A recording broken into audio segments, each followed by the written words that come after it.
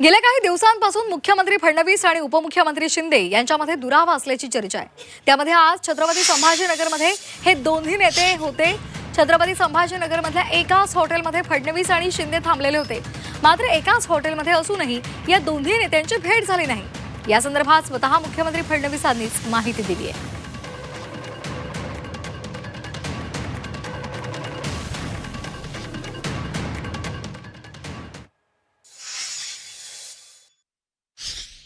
मला वाटलंच की आता दिवसभराकरता तुम्हाला एक खाद्य मिळालेलं आहे।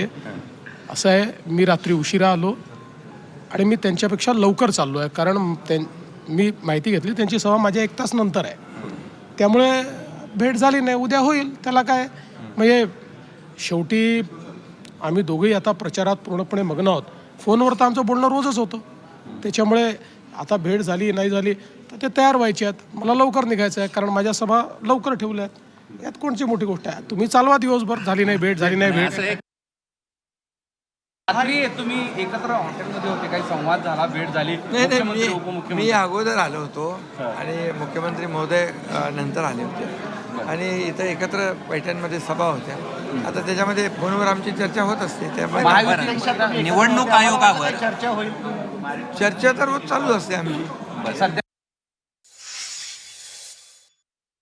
नगरपालिकेच्या या निवडणुकीमध्ये भारतीय जनता पार्टीचे नेते, मुख्यमंत्री देवेंद्र फडणवीस साहेब असतील, एकनाथ शिंदे साहेब असतील, हे वेगवेगळ्या ठिकाणी आपल्या सभा धडाक्यात त्यांच्या सुरू आहेत। मग अशा वेळेला एकत्रित येणं याला आम्ही जास्त महत्त्व देत नाही। आता रात्री ते या हॉटेलमध्ये आले, 8-8 सभा, 10-10 सभा हे नेते लोक घेतात आणि आल्याबरोबर थोडासा रेस्ट पाहिजे आणि आपण सकाळी भेटूया, अशा भावनेतून फक्त त्यांची भेट झालेली नाही।